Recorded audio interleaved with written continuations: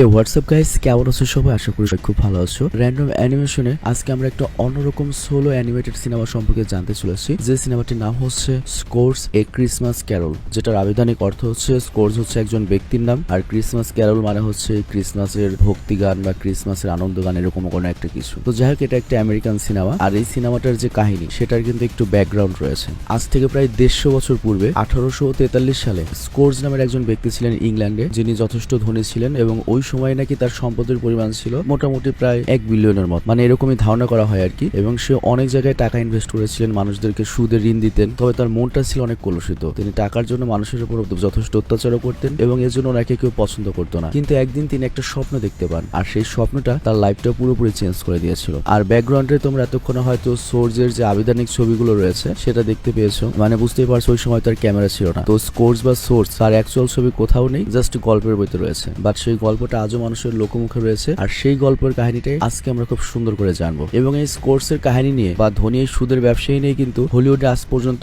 অনেক সিনেমা, অনেক কার্টুন, অনেক টিভি সিরিজ তৈরি হয়েছে। তো বাড়তি কোনো কথা না বলে চলো আমরা এই কাহিনীটা সম্পর্কে জেনে আসি। তবে এই কাহিনী সম্পর্কে জানার আগে এই সিনেমাটি সম্পর্কে কয়েকটা ফ্যাক্ট বলি। সিনেমাটি নির্মিত হয়েছিল 2022 সালে, বাট এর আগে ওই স্কোরস নিয়ে গত 100 বছরে অনেক সিনেমা, অনেক টিভি সিরিজ, অনেক কার্টুন তৈরি হয়েছে। তবে এটা সবচেয়ে লেটেস্ট অ্যানিমেটেড সিনেমা এবং এটার IMDb রেট হচ্ছে 10/6.2। আর এই অ্যানিমেশন সিনেমাটি তৈরি হয়েছে ইংল্যান্ড এবং আমেরিকার যৌথ প্রযোজনায়। সিনেমাটির বাজেট সম্পর্কে জানা যায়নি, কিংবা এই সিনেমাটি কত টাকা আয় করেছে তাও জানা যায়নি। তবে এই সিনেমাটি রিলিজ পেয়েছিল নেটফ্লিক্সে। তো যাই হোক, এই সিনেমাটির কাহিনী খুবই সিম্পল, তবে তারপর আশা করি তোমাদের সবার অনেক পছন্দ হবে। তো আমরা চলো কাহিনীতে চলে যাবো। তবে তার আগে একটা ছোট্ট কমার্শিয়াল বিজ্ঞাপন রয়েছে, তুমি বিজ্ঞাপনটা স্কিপ করে সরাসরি মূল ভিডিওতে চলে যাও। তোমার বিজ্ঞাপন দেখার প্রয়োজন পড়বে না, ডিসক্রিপশন থেকে ডুরাশনে যাও, ক্লিক করো ডুরাশনের উপর, মূল ভিডিওতে চলে যাও। আর চাইলে তোমরাও কিন্তু হেল্প করতে পারো বাকি সব ভিউয়ার্সদের। তোমরা কমেন্টে ডুরাশন লিখতে পারো যে স্টার্ট ফ্রম হিয়ার, আর ওখানে ক্লিক করলেই বা তোমার ওই কমেন্টে ক্লিক করলেই সবাই কিন্তু মূল ভিডিওতে চলে যাবে।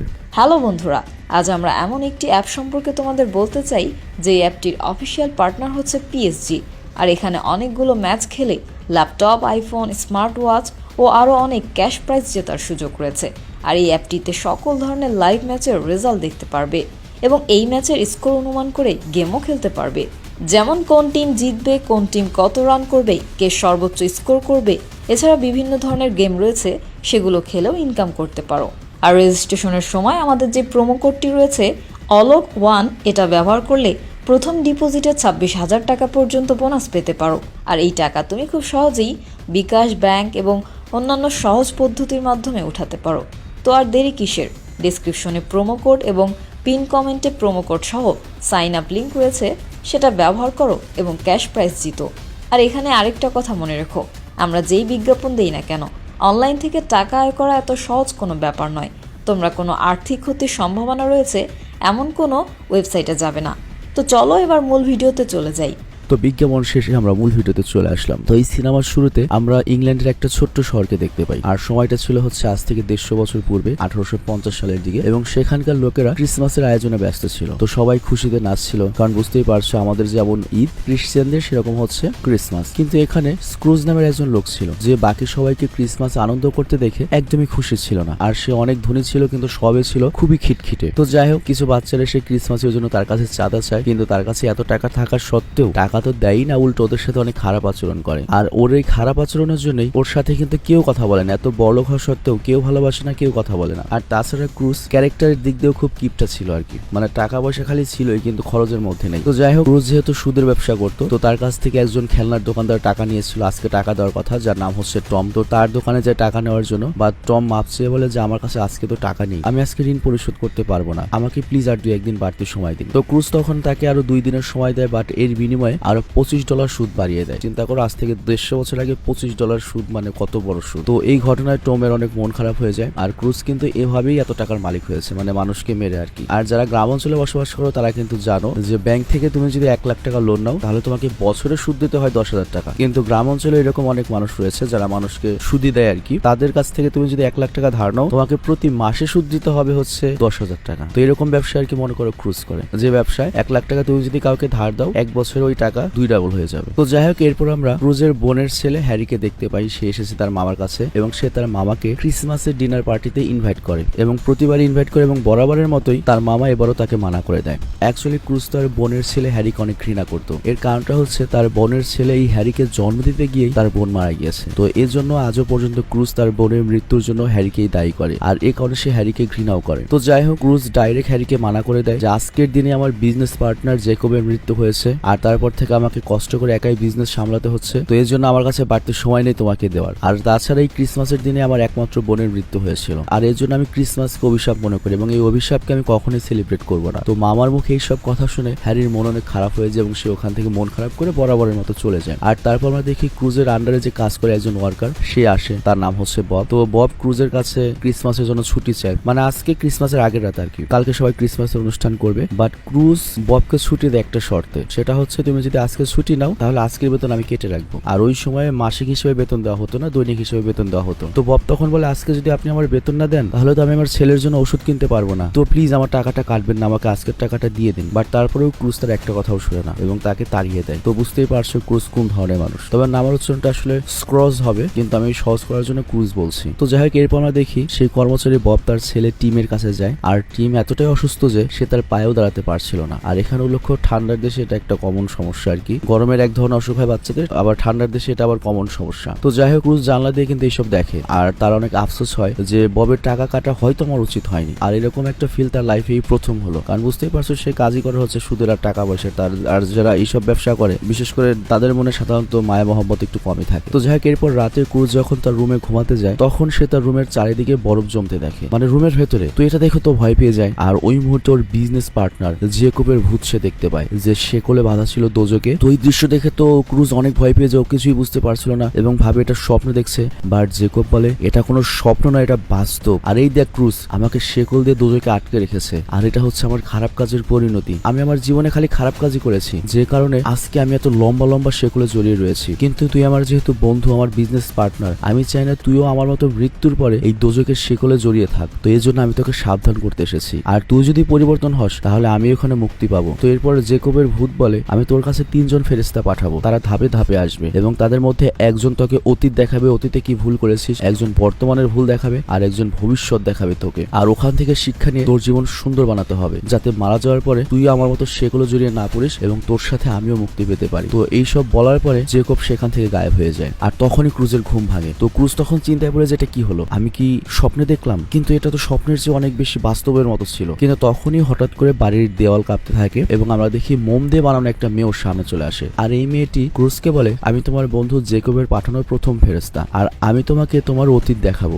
যাতে তুমি বুঝতে পারো তুমি অতীতে কি কি অন্যায় করে এসেছো। তো এরপর ওই মেয়েটি করে কি ক্রুজকে তার অতীতে নিয়ে যায়। তো ক্রুজ যখন অনেক ছোট ছিল তখন সে অনেক গরিব ছিল, আর তার জেদ ছিল তার টাকাই করতে হবে। তো টাকাই করার জন্য সে ক্রিসমাসের দিনও কাজ করছিল। আর তখন আমরা তার ছোট বোনকেও দেখতে পাই, আর তারও ওই ঠান্ডার অসুখ ছিল, আর এই ঠান্ডার অসুখের কারণে সে ঠিক মতো শ্বাস প্রশ্বাস নিতে পারছিল না। মানে বুঝতেই পারছো আজকে তোমার ইউরোপ যত উন্নত হয়েছে, যত ওষুধ আবিষ্কার হয়েছে, আজ থেকে 150 বছর আগে তো আর এত উন্নত ছিল না। তো যাই হোক, ওই দিনটাও ক্রিসমাসের ছিল। তো এর জন্য ক্রুজ করে কি নিজের হাতে বানানো ওই পুতুলটা উপহার দেয়। আর আমাদের এই বড় ক্রুজ যখন এটা দেখে তখন তার যে কর্মচারী ববের ছেলে টিমের কথা মনে পড়ে যায় যে ও তোর বোনের মতো অসুস্থ, কিন্তু তারপর সে ববকে বেতন দেয়নি, উল্টো টাকা কেটে রেখেছে। তো এটা দেখে ক্রুজের তার কর্মকাণ্ডের জন্য অনুতপ্ততা বোধ হয়। আর তখন সেই মেয়েটি তাকে প্রশ্ন করে পরে তোমার বোনের সাথে কি হয়েছিল, সে কি বেঁচে গিয়েছিল? তো ক্রুজ তখন বলে আমি আমার বোনের অনেক ভালো জায়গায় ভালো চিকিৎসা করিয়েছিলাম, আর এতে সে বেঁচে গিয়েছিল, কিন্তু সে বরাবরই দুর্বল ছিল, আর এজন্য সে তার ছেলে হ্যারিকে জন্ম দিতে গিয়ে মৃত্যুগ্রহণ করে। আর এই কারণে আমি হ্যারিকে এত ঘৃণা করি। আর এরপর ওই মেয়েটি ক্রুজকে তার কৈশোরকালে নিয়ে যায়, আর ওই সময় কেরিয়ার গড়ার প্রতি তার পুরো ফোকাস ছিল। আর ওই সময় সে তার মালিকের মেয়েকে ভালোবেসেছিল যার নাম হচ্ছে এলিজাবেথ, কিন্তু বেশি টাকা আয় করার জন্য সে তার কাজ বদলায় এবং সে জ্যাকব নামের একটা সুদী ব্যবসায়ীর সাথে কাজ করতে শুরু করে। আর এই জ্যাকবই কিন্তু ক্রুজকে ভুল শুধরানোর জন্য 3 জন ফেরেশতাকে পাঠিয়েছে। তো যাই হোক, জ্যাকবও দিনরাত শুধুমাত্র টাকার ব্যাপারে ভাবতো এবং খুবই নির্দয় ছিল। আর জ্যাকবের সাথে থাকতে থাকতে ক্রুজও জ্যাকবের মতোই হয়ে যায় এবং বেশি টাকা আয় করার চক্করে সে তার যে ভালোবাসা এলিজাবেথকেও সময় দিতে পারছিল না। তো এর কারণে দুঃখে এলিজাবেথ তাকে ছেড়ে চলে যায়, কিন্তু ক্রুজ তাকে আটকেও না, কারণ তার টাকা লাগবে। আর এখানে উল্লেখ্য জ্যাকবও তাই করেছে, জ্যাকবও খালি টাকার পেছনে ছুটেছে, জীবনে কোনো পরিবারের পেছনে ঝামেলা নেয়নি। তো এইসব অতীত দেখে ক্রুজের অনেক মন খারাপ হয়ে যায়। তার কাছে মনে হয় আমি যদি টাকাকে পাত্তা না দিয়ে এলিজাবেথকে আটকাতাম তাহলে আজকে আমার জীবনটা অন্যরকম হতে পারতো। এরপর ওই মোমের মেয়েটি আমি মনে হয় ফেরেশতা বলে আমার দায়িত্ব শেষ, আমি তোমাকে অতীত দেখিয়ে দিয়েছি, এরপর এরপর আরেকজন আসবে যে তোমাকে বর্তমান দেখাবে। তো এরপর ওই মেয়েটা গায়েব হয়ে যায়। আর তারপর ক্রুজ উঠতে উঠতে অন্য একটা জায়গায় চলে আসে, আর সেখানে সে অনেক অদ্ভুত ধরনের ক্রিয়েচার দেখতে পায়। আর এখানে তার সামনে একটা মোটা ধরনের সান্তা ক্লজ টাইপের একটা লোক আসে, আর সে ক্রুজকে বর্তমান দেখাবে। তো যাই হোক, সে বলে তুমি কি জানো তোমার বাজে আচরণের জন্য পৃথিবীর কেউ তোমাকে পছন্দ করে না। তোমার সামনে সবাই তোমাকে ভালো বলে, কিন্তু পেছনে সবাই তোমার গুষ্টি উদ্ধার করে, আর এটার প্রমাণ আমি তোমাকে দিচ্ছি। তো এটা প্রমাণ দেখানোর জন্য সে ক্রুজকে করে কি হ্যারির বাড়িতে নিয়ে যায়, মানে ভাগ্নের বাড়িতে। তো ওখানে সবাই ক্রিসমাসের আগের দিনের পার্টি করছিল। তো হ্যারি সবাইকে তার মামার জন্য দোয়া চাইতে বলে, কিন্তু এখানে থাকা সবাই ক্রুজকে ঘৃণা করতো, কেউ ক্রুজের জন্য দোয়া চায় না। তো এটা দেখে হ্যারি বলে, আমি আমার মাকে কখনোই দেখিনি, কিন্তু সবার কাছ থেকে শুনেছি আমার মা নাকি আমার মামাকে অনেক ভালোবাসতো। তো এর মানে আমার মামা অতটাও খারাপ মানুষ ছিল না, তার মধ্যে অবশ্যই একটা ভালো মানুষ লুকিয়ে রয়েছে। তো এটা বলে হ্যারি করে কি তার মায়ের ছবির দিকে তাকিয়ে ইমোশনাল হয়ে যায়। কিন্তু তখন তার স্ত্রী বলে, দেখো ক্রিসমাসের দিন কেউ মন খারাপ করে না, তো তুমিও প্লিজ মন খারাপ করবে না। আর এই মন খারাপ কিন্তু হ্যারির প্রতি বছর হয়ে আসছে সে ছোটবেলা থেকে, কারণ তার মামা কখনো তাকে পাত্তা দেয়নি। তো এটা দেখে আজকে ক্রুজের অনেক মন খারাপ হয় যে আমি সবসময় হ্যারিকে ঘৃণাই করে এসেছি, কিন্তু এরপরও হ্যারি আমার জন্য দোয়া চাইছিল। তো যাই হোক, এরপর ওই বর্তমান দেখানো ফেরেশতা ক্রুজকে নিয়ে ববের বাড়িতে যায়, আর সেখানে সে দেখে যে বব তার পরিবারের সাথে গরিব না হলে ক্রিসমাস সেলিব্রেট করছে। মানে ক্রুজের এত টাকা থাকা সত্ত্বেও সে ববকে সেরকম বেতনে দেয় না, আজকের বেতনটা কেটে রেখেছে। আর এখানেও সে দেখতে পায় যে তার কর্মচারী বব তার মালিক ক্রুজের জন্য দোয়া চাচ্ছে যে আমার মালিক যেন সুস্থ থাকে, বেঁচে থাকে, সৃষ্টিকর্তা যেন তাকে দীর্ঘায়ু দান করে। তো এটা দেখে ক্রুজ একদম ইমোশনাল হয়ে যায়। আর ওখানে ববের ছেলে টিম যে অসুস্থ, সে করে কি ক্রুজের জন্য একটা ভক্তিমূলক, মনে করো আমাদের যেমন গজল রয়েছে বা দোয়া গান রয়েছে, সেরকম একটা গানও গায়। আর ওই গানটা ক্রুজের বোন ছোটবেলাতে ক্রুজের জন্য গাইতো। তবে এটা যে ওরা তৈরি করেছে গান এরকম নয়, প্রচলিত গজল এরকম একটা কিছু, জাস্ট ক্রুজকে উদ্দেশ্য করে বা উৎসর্গ করে গাওয়া হচ্ছে। তো যাই হোক, ওই বাচ্চা টিমের শরীর যেহেতু খুব অসুস্থ ছিল, এর জন্য গান গাইতে গাইতে হঠাৎ করে নিচে পড়ে যায়। তো এটা দেখে ক্রুজের তার বোনের ছোটবেলার কথা মনে পড়ে, কারণ ছোটবেলাতে সেও টিমের মতো অসুস্থ ছিল। আর টিমের এই অবস্থা দেখে ক্রুজের অনেক খারাপ লাগে। আর তারপর সে ওই ফেরেশতাকে জিজ্ঞাসা করে ভবিষ্যতে টিমের কি হবে, কিন্তু ওই ফেরেশতা তখন বলে, আমি তো তোমাকে জাস্ট খালি বর্তমান দেখাতে পারবো, ভবিষ্যৎ দেখানোর জন্য অন্য কেউ আসবে, তবে সেটা ফেরেশতা হবে না ডেভিল হবে আমি জানি না। তো এই কথা বলে ওই ফেরেশতা গায়েব হয়ে যায়। আর তারপর ক্রুজ নিজেকে তার অফিসের সামনে দেখতে পায়, আর তখন সেখানে দোজক থেকে একটা ডেভিল আসে, আর সে ক্রুজকে বলে, আমি তোকে তোর ভবিষ্যৎ দেখাতে এসেছি। তো ক্রুজ তার ভবিষ্যতে দেখে যে তার অফিসের বাইরে অনেক লোক নাচ গান করছে এবং সবাই তার মৃত্যুতে উল্লাস করছে, কিন্তু ক্রুজ তখন ভাবে যে সবাই আসলে তাকে ভালোবাসে, এই জন্য তারা নাচ গান করছে এবং তার অন্তিম যাত্রায় খুশি মনে অংশগ্রহণ করেছে। কিন্তু অ্যাকচুয়ালি সবাই যে ওকে ঘৃণা করতে এটাও বুঝতে পারে না, এবং সবাই ক্রুজের মৃত্যুতে খুশিতে নাচছিল, কারণ সবাই এখন ক্রুজের কাছ থেকে মুক্তি পেয়েছে, ক্রুজকে আর টাকা দিতে হবে না। মানে ক্রুজ মনে করে সবার কাছ থেকে জোর জবরদস্তি করে অনেক সুদের টাকা নেয়, বাট তখনও ক্রুজের কাছে মনে হচ্ছিল সবাই হয়তো আমাকে পছন্দই করে। তবে তারপর ক্রুজ ওই ডেভিলকে জিজ্ঞাসা করে যে আমার কর্মচারী ববের ছেলে টিমের কি হয়েছে। তো এরপর ওই ডেভিল ক্রুজকে টিমের ভবিষ্যৎ দেখায়, যেখানে আমরা দেখি টাকার অভাবের কারণে টিমের চিকিৎসা হয়নি, আর এই কারণে তার অকাল মৃত্যু হয়েছে। তো এটা দেখে ক্রুজের অনেক কষ্ট হয়, এবং এখানে ক্রুজ বলে আমি টিমকে বাঁচাতে পারি। তো এরপর ক্রুজ ডেভিলকে প্রশ্ন করে, তুমি যেগুলো দেখালে এগুলো কি হবেই, নাকি আমি যদি বদলে যাই কিংবা আমি যদি চেষ্টা করি ভবিষ্যৎ চেঞ্জ করতে পারবো। বাট তখনই লোকজন কবরস্থানে ক্রুজের লাশ নিয়ে আসে, এবং তারা ক্রুজের লাশকে খুব অসম্মানের সাথে কবরে ফেলে, এবং ক্রুজকে অনেক আজে বাজে কথা বলে, এবং কথা শুনে বুঝতে পারে যে সবাই ওকে কত ঘৃণা করে, এবং ক্রুজ বুঝতে পারে যে আমি কত খারাপ মানুষ, মানুষ কেউ আমাকে পছন্দ করে না, খালি টাকা পয়সাই কামিয়েছি, কিন্তু মানুষের ভালোবাসা কামাতে পারেনি। তো এটা দেখে ক্রুজ অনেক ভয় পেয়ে যায়। আর তারপর ক্রুজ নিজেকে দোজকে শেকলে বাধা দেখতে পায়, ঠিক যেভাবে তার বন্ধু জেকব বাধা ছিল। তো এরপর ডেভিল করে কি ধীরে ধীরে ওর দিকে এগিয়ে আসতে থাকে। তো এটা দেখে ক্রুজ আরো ভয় পেয়ে যায়। আর তখন ক্রুজ ডেভিলের কাছে মিনতি করে, আমি এখন বদলে গিয়েছি, প্লিজ আমি আজ পর্যন্ত মানুষের সাথে যে অন্যায়গুলো করেছি সব আমি ঠিক করে দেবো। আমি কখনোই এমন মানুষ হয়ে মরতে চাই না যার মৃত্যুতে মানুষ উল্লাস করবে। কিন্তু তখন ওর পুরো শরীর শেকলে জড়িয়ে যায়, আর ওই মুহূর্তে ও নিজেকে শেকল থেকে মুক্ত করার চেষ্টা করে, বাট ওই শেকল ওকে টেনে কবরে নিয়ে যায়। আর এরপর ক্রুজের আবারও জ্ঞান ফিরে আসে, এবং সে নিজেকে বেডরুমে পায় যে চাদর দিয়ে পুরো জড়িয়ে গিয়েছে। তো বুঝতে পারে এটা কি স্বপ্ন ছিল না বাস্তব ছিল। তো এরপর ও ছুটে করে কি জানালার কাছে যায়, আর জানতে পারে আজকে ক্রিসমাসের দিন, আর আজকে রাত্রে ক্রিসমাসের পার্টি হবে। তো এটা জন্য অনেক খুশি হয়, আর উপলব্ধি করতে পেরেছে যে ওর জীবনে কত ভুল করেছে এবং সে কতটা ভুল ছিল। আর এজন্য সে আজকে থেকে সকল অন্যায় সহ্য হওয়ার সিদ্ধান্ত নেয়। আর এজন্য সবার আগে সে তার ভাগ্নে হ্যারির বাড়িতে যায়, আর ক্রিসমাস গিফট হিসেবে তার মায়ের জন্য বানানো সেই ডলটা গিফট করে। তো এটা দেখে হ্যারি অনেক খুশি হয়, আর এর সাথে উত্তরাধিকার হিসেবে সম্পত্তির অর্ধেক দিয়ে দেয়। আর তারপর ক্রুজ হ্যারির বাচ্চাদের সাথে খেলে এবং সবার কাছে খারাপ আচরণের জন্য ক্ষমা চায়। আর তারপর সে যায় হচ্ছে তার কর্মচারী ববের বাড়িতে, আর সেখানেও সে ববের কাছে খারাপ আচরণের জন্য ক্ষমা চায় এবং ববকেও তার বিজনেস পার্টনার বানিয়ে নেয়, এবং এর সাথে প্রমিস করে টিমের মানে তোমার বাচ্চার যত টাকা খরচ হবে চিকিৎসাতে সব টাকা আমি দেবো, এবং তোমার ভবিষ্যতে আমার এখান থেকে গড়ে যাবে, আর আমি মরার পরে আমার বিজনেসের দায়িত্ব তোমার। তো যাই হোক, এরপর রাতে ক্রিসমাস পার্টির মধ্যে সে সবাইকে তার বাড়িতে ইনভাইট করে এবং সকল গরিবদের ঋণ মওকুফ করে দেয়, এবং যারা ধনী ঋণ নিয়েছিল তাদেরকে সুদ মওকুফ করে দেয়। তো এতে সবাই অনেক খুশি হয়ে যায় এবং ক্রুজও ভালো হয়ে গিয়েছে। আর এই হ্যাপি এন্ডিং এর সাথে এই সিনেমাটাও শেষ হয়ে যায়। তো যাই হোক, খুবই সিম্পল একটা কাহিনী ছিল, বাট আমি আশা করছি এই ক্রুসের কাহিনীটা তোমাদের অনেক পছন্দ হয়েছে এবং সিরিয়াসলি আমার কাছে এই সিনেমা যখন এক্সপ্লেন করেছি আমার নিজের কাছে তো নিজেকে ক্রুস মনে হয়েছে। Actually I use to be a good guy, but কেন জানি মনে হয় ইদানিং আমি একটু অন্যরকম হয়ে গিয়েছি। মানে আমার কাছে এখন মনে হয় যে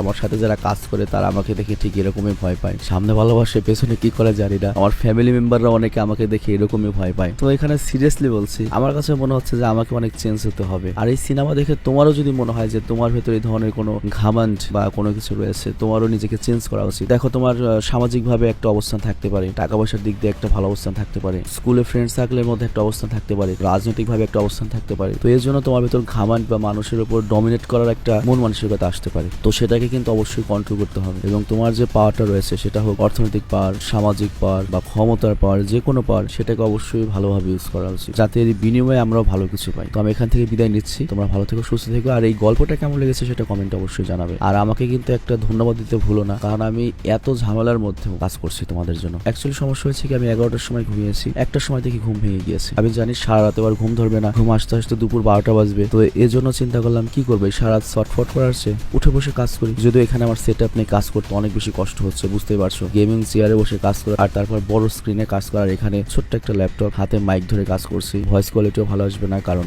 মাইকের স্ট্যান্ডটা নেই এবং সামনের ফিল্টারটা নেই। আর খাটে বসে কাজ করা ভাই এত কষ্ট, পিঠ পুরো ব্যথা হয়ে গিয়েছে শুধুমাত্র একটা ভয়েস দিতে গিয়ে। তবে এখানে কাজ শেষ হয়নি, চেষ্টা করবো র্যান্ডম এবং স্যাভেজের জন্য আরো 2টা ভয়েস দিয়ে তারপর নির্ঘুম হয়ে থাকতে। মানে আমার কাজ শেষ হয়ে যাবে হয়তো 6টার মধ্যে, সকাল 6টার মধ্যে, কিন্তু ঘুম আসতে আসতে 10টা 12টা। আর বিশ্বাস করো 7টা পর্যন্ত আমি সহ্য করতে পারি, মানে না ঘুমালে আমি 7টা পর্যন্ত সহ্য করতে পারি। কিন্তু যখন 7টা পার হয়ে যায়, 8টা বাজে, 9টা বাজে, 10টা বাজে, 11টা বাজে, 12টা বাজে, তখন যে এত খারাপ লাগে, মাথা ব্যথা, চোখ যন্ত্রণা, জ্বালাপোড়া, মানে ওই টাইমটা মানে খুব বেশি কষ্ট লাগে। এরকম কষ্ট পেতে পেতে তারপর আমি ঘুমিয়ে পড়ি। এরপর বিকেলে যখন উঠি মনে হয় যে পুরো হ্যাং ওভার, আমি আমার শরীরে কোনো শক্তি নাই, মাথা টাথা পুরো ঝিম ধরে রয়েছে, চোখ টোক লাল হয়ে রয়েছে। তো এই জীবনটা নিয়ে আসি ভাই। তো যাই হোক আমি বিদায় নেবার দোয়া করো আমি যেন সুস্থ হয়ে আসি এবং আমার এই ঘুমের প্রবলেমটার জন্য একটা সলিউশন হয়।